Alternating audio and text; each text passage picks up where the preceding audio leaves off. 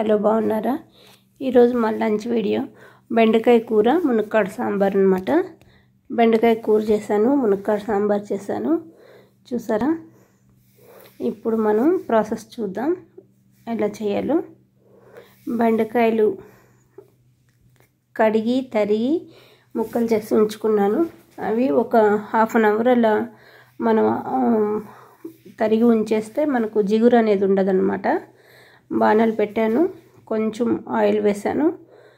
దీంట్లోకి మినపప్పు, శనగపప్పు, ఆవాలు వేసాను. తర్వాత బెండకాయ ముక్కలు వేసేసాను అన్నమాట. ఇది కూర కాబట్టి కొంచెం లావుగానే తరుక్కున్నాను.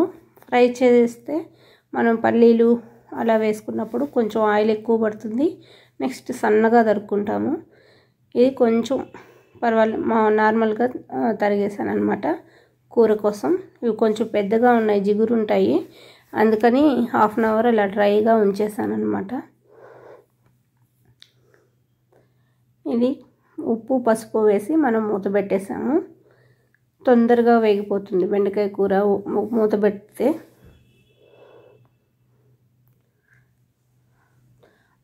మనం పోపుకు వేసిన ఆయిల్ ముక్కలన్నింటికి పట్టడం కోసం ముందు ఇలా కలిపేసి బాగా మిక్స్ చేసి మూత పెట్టామంటే తొందరగా ఫ్రై అయిపోతుంది అన్నమాట.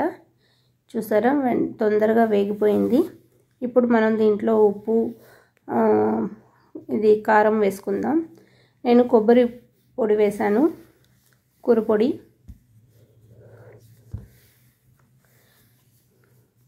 ఎండుమిర్చి కారం కన్నా, మిరప్పొడి కన్నా దీంట్లో కొబ్బరి పొడి కానీ, కూర పొడి కానీ, ఇట్లా కంది పొడి ఇట్లాంటివన్నీ ఉంటాయి కదా ఇంట్లో, ఏదో ఒక రకం పొడి అది వేసుకుంటే చాలా టేస్టీగా ఉంటుందన్నమాట ఇలాంటి కూరలకి. బెండకాయ కూర రెడీ అయిపోయింది. డిష్ అవుట్ చేసేస్తున్నాను. చూసారా? ఎంతో ఈజీగా బెండకాయ కూర తయారు చేసేసుకున్నాం మనం. జిగురు లేకుండా, అంటుకోకుండా ఎలా వచ్చిందో చూసారా? ఇప్పుడు మనం మునక్కాడ సాంబార్కి రెడీ చేసుకుందాం. కూర రెడీ అయిపోయింది, పక్కన ఉంచేసాను. ఇప్పుడు మునక్కాడ ముక్కలు ఫస్ట్ వేస్తున్నాను.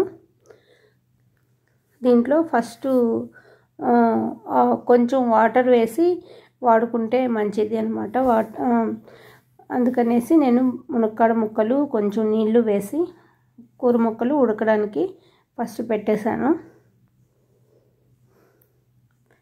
మునక్కాడ సాంబార్లో ఒక టమాటా, 2 పచ్చిమిర్చి, కొంచెం కొత్తిమీర, చింతపండు గుజ్జు ఇవన్నీ అక్కడ పెట్టుకున్నాను అనమాట రెడీగా.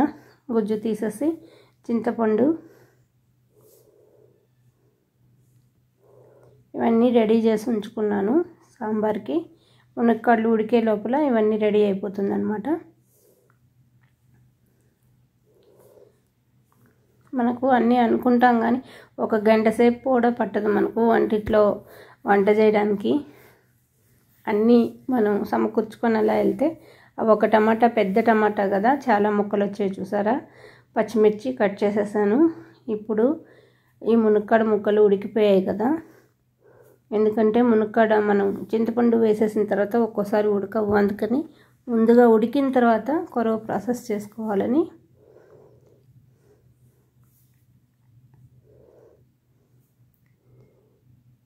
ఇప్పుడు మనం దీంట్లో చింతపండు గుజ్జు వేస్తున్నాను.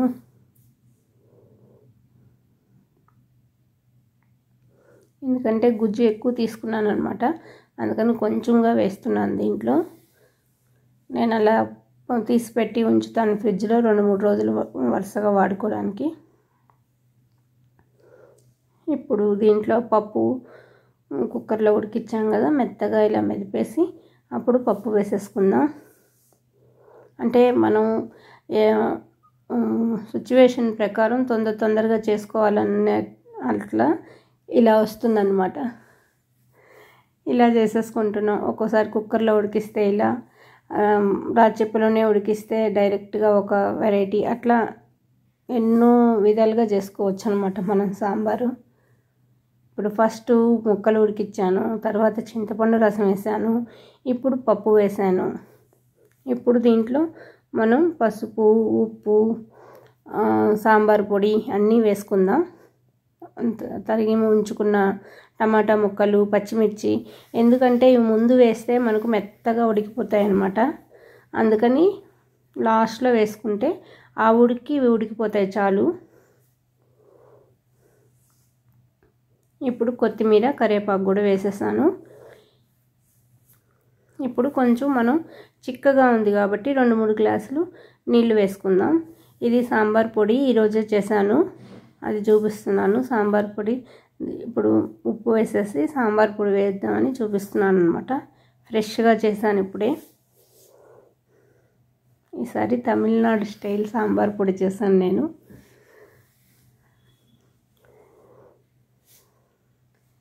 ఇది ఒక 2-3 స్పూన్స్ దాకా వేసాను. అది చిన్న స్పూన్ అనమాట, సాల్ట్లో వేసే స్పూను. బాగా మిక్స్ చేసేసుకొని ఇప్పుడు చిక్కగా ఉంది కాబట్టి సాంబారు మనం ఒక చిన్న గ్లాస్ తోటి వాటర్ వేసుకుందాం.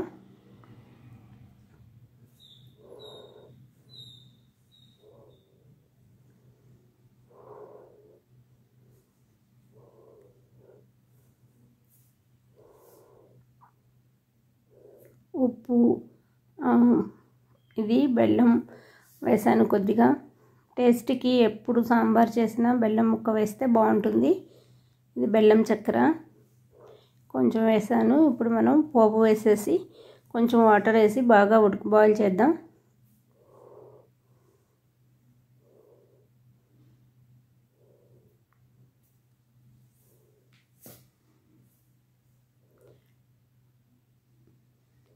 చాలా కలర్ఫుల్గా ఉంది చూసారా. టమాటా, మునక్కాడలు, పచ్చిమిర్చి.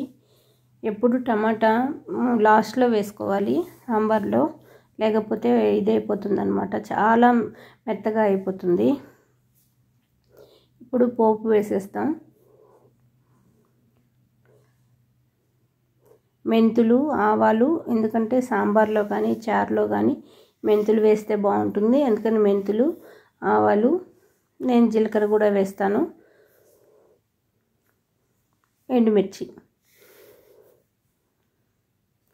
మనం వేరే మిర్చి కారం వేయలేదు చూసారా, సాంబార్ పొడే వేసాను నేను.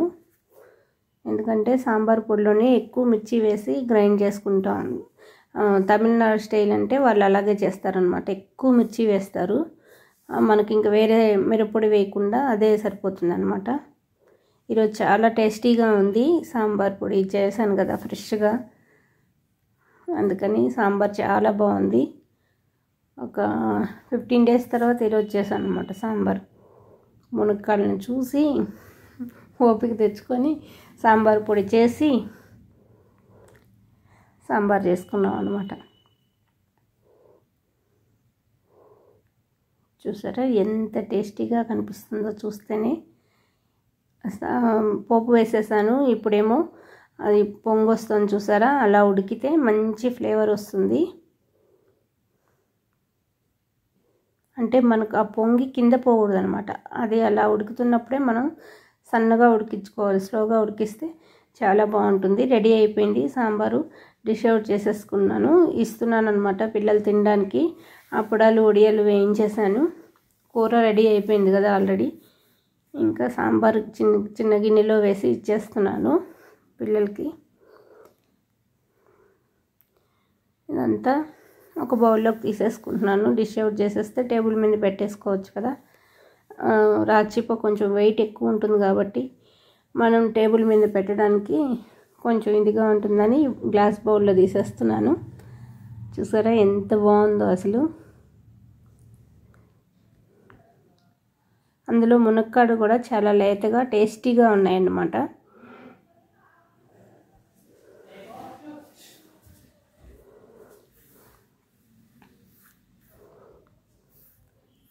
మునక్కాడ సాంబారు, బెండకాయ కూర, అన్నం, అప్పడాలు, వడియాలు, ఎంతో రుచికరమైన భోజనం రెడీ అయిపోయింది.